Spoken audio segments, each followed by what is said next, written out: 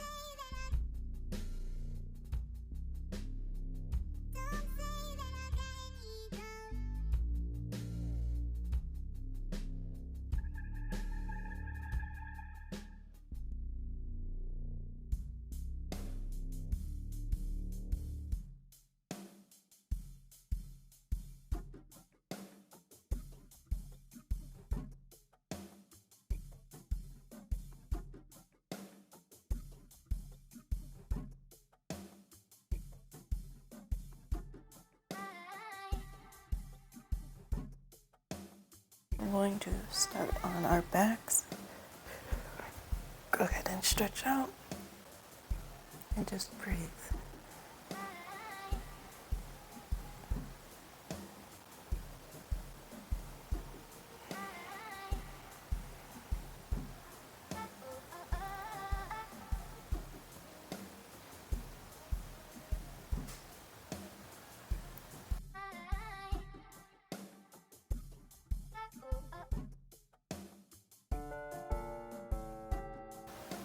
On our next inhale, we're going to go ahead and stretch out nice and long, toes forward, arms back, energy through the fingertips and the toes. And then as you inhale, bring the knees to your chest, squeeze nice and tight. And then let that left leg extend long, pulling the right knee into the chest, flexing both the feet. And then slowly, as you exhale, bring that knee forward, out to the right, back to the chest, and over to the left. Just make some circles here. If you need to, you can keep your left hand on that left hip, just for stability. And these circles don't have to be big if you don't want them to. And then just take those in both directions.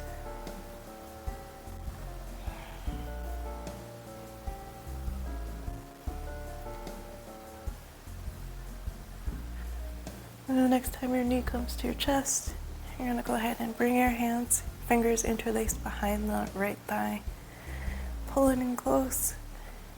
You're going to exhale and bring that knee back into your chest. And then inhale, lift. And one more time, exhale as you bring that knee into the chest. And then inhale and lift up. You're going to flex and point that toe just a few times. And then let that become circles in one direction and then the other.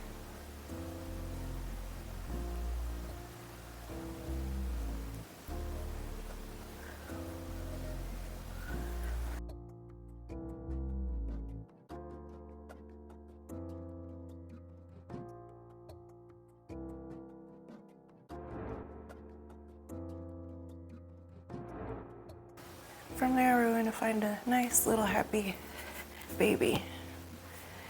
Drawing in the right knee to the shoulder.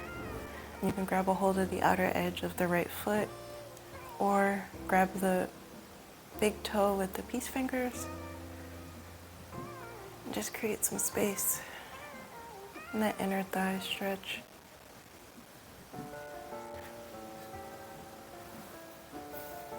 And then we're going to go ahead and let that right knee cross over to the left side. And bring your arms out into a T, grounding the shoulders, and look over at that right hand.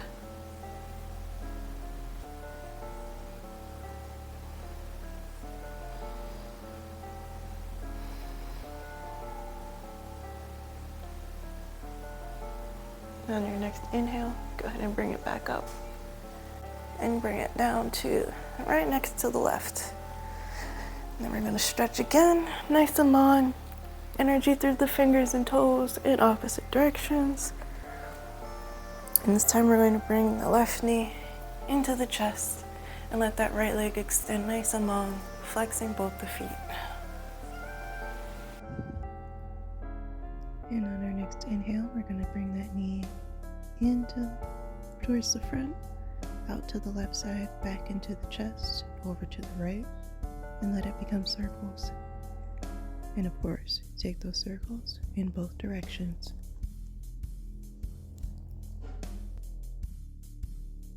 Take your time here, pause wherever you need to, slow down wherever you need to.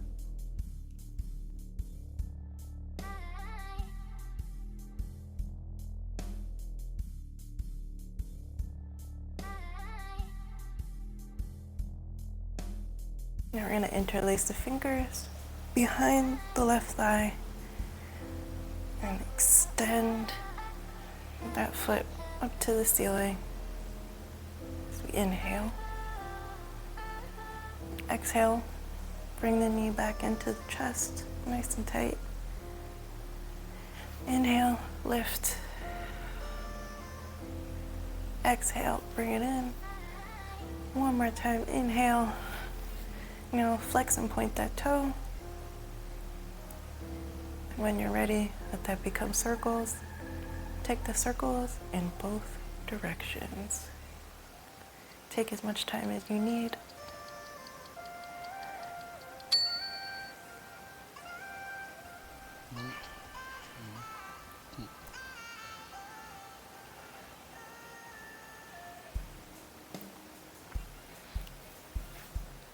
And we're going to go ahead and find our half happy baby on the left side.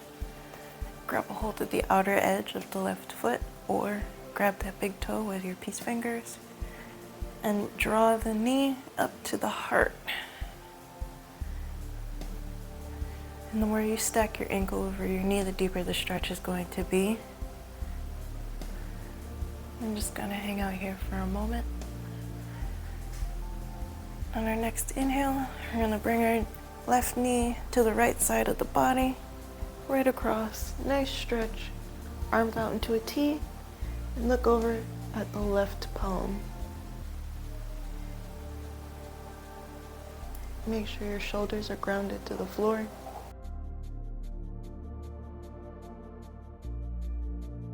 On your next inhale, bring that knee up and bring it down right next to your right. We're just going to relax here for a few rounds of breath. Just pause. And we're going to bring both knees in, and we're going to rock back and forth on the spine until we come up, and then roll over those ankles and come into a tabletop. While you're here, you can take a few rounds of cat-cow. Just inhale, lift the head, drop the belly. Exhale, push down into the floor, round that back. Inhale, drop the belly. Exhale, round the spine. Now we're going to come back to a neutral spine, make our way to plank.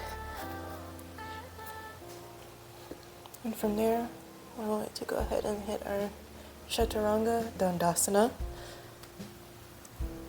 And then into a cobra or up dog if you'd like. And then make your way to down dog. If you want to skip all of that, you can just push on back into down dog.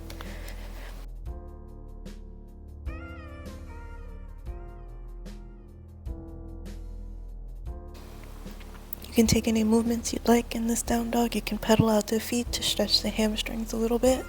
You can shake your head.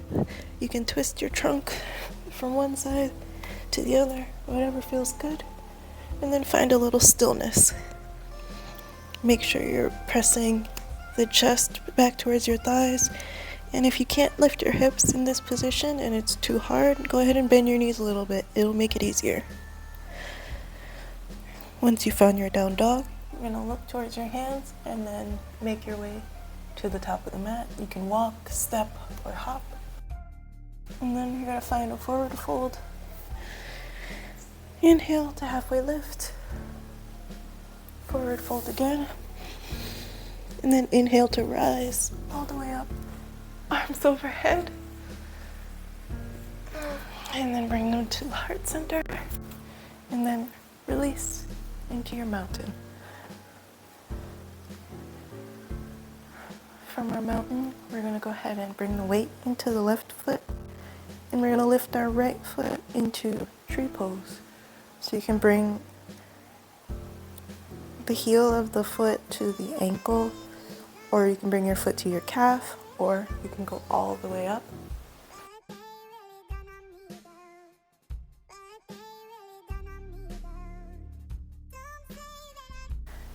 We're going to take our arms up overhead. A nice little stretch. Inhale. And then we're going to bring our hands to heart center. We're going to take a step back with that right foot into a 45-degree angle to find warrior one. And so you want to make sure your hips are shifted, facing forward. And then we're just going to lift those arms up overhead.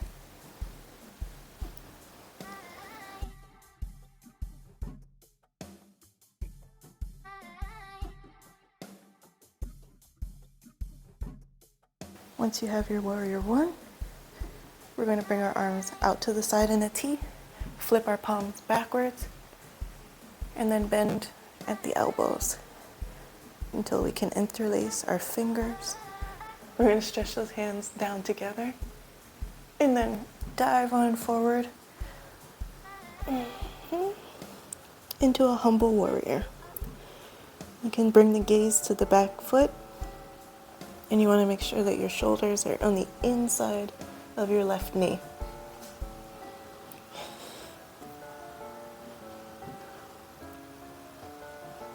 On your next inhale, you're going to go ahead and look up and slowly bring that chest up. And then we're going to release the hands, bring them to heart center. And we're going to step forward very carefully into a warrior three. We're going to bring the weight into the left foot. You can take as many steps as you need to get there. You don't have to just fly straight into it. We're going to lift. You want to make sure both of your hips are square towards the floor and your toes are pointing down.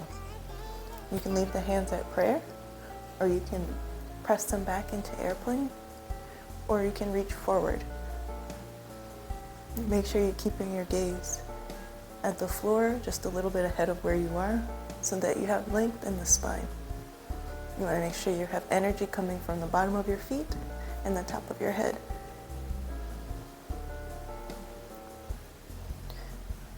From that warrior three, we're going to step forward into a forward fold. Inhale, halfway lift, stretch out that spine.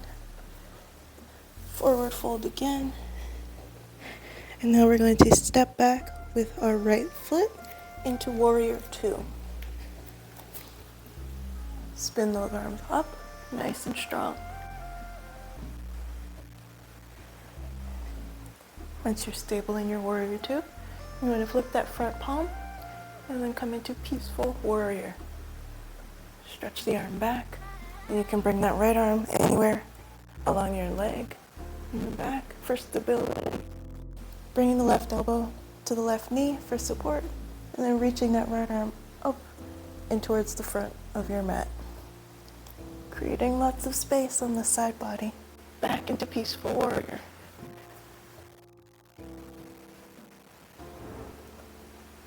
And another side angle. Just following your breath. Inhale for a peaceful warrior. Exhale, side angle.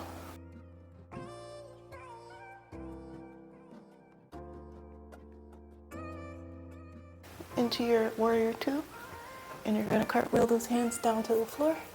Step back into a plank. Lower yourself into chaturanga, cobra or up dog, and then down dog. And as always, you can skip all of those little steps in between and just go straight to down dog if you'd like. Whatever feels good for you, right?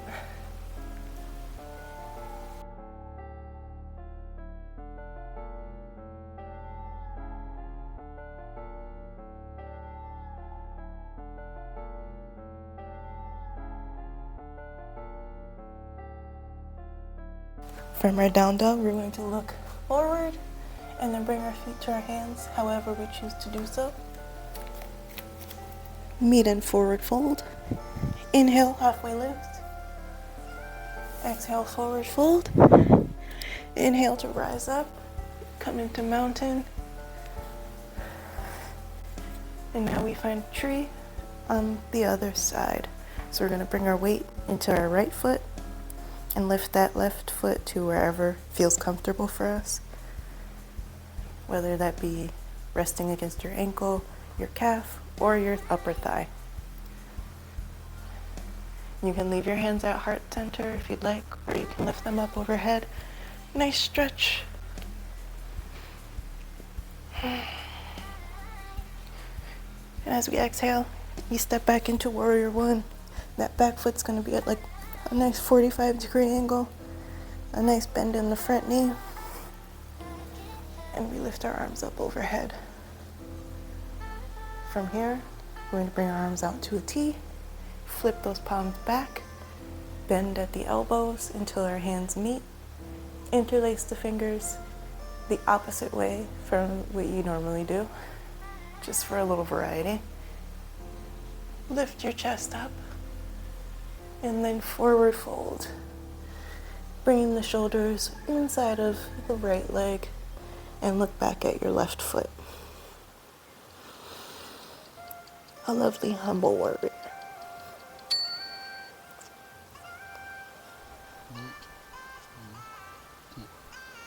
Inhale, rise up. Release the hands. Bring them to your heart center.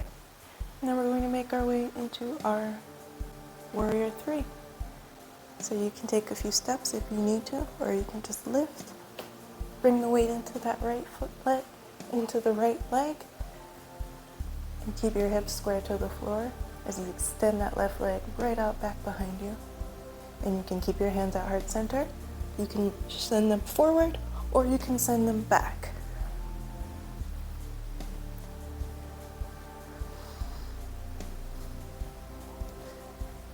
On your next inhale, drop that foot side by side and come into a forward fold. Inhale, halfway lift. Exhale, fold. And then inhale and step back with the left foot into warrior two. Spin those arms up, nice and strong. Pause for a moment here in warrior two before we flip the front palm and come into peaceful warrior or reverse warrior. Stretching back, keeping a bend in the front knee. Bring the right elbow to the right knee. Left arm goes up and over towards the front. Inhale, peaceful warrior. Exhale, side angle. One more time. Inhale, peaceful warrior. Exhale, side angle.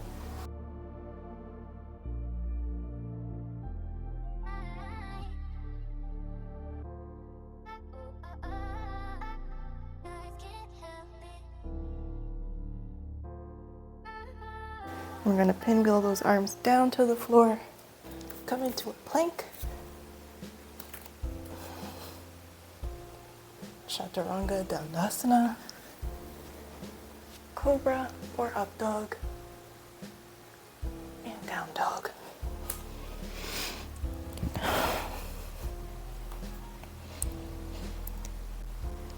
From this down dog, we're going to make our way to child's pose. So bring the knees to the floor. Toes together. You can go knees wide or not. It's up to you. The wider your knees are, the more intense the stretch is going to be. So it's up to you. We're just going to pause here for a moment. Steady our breath.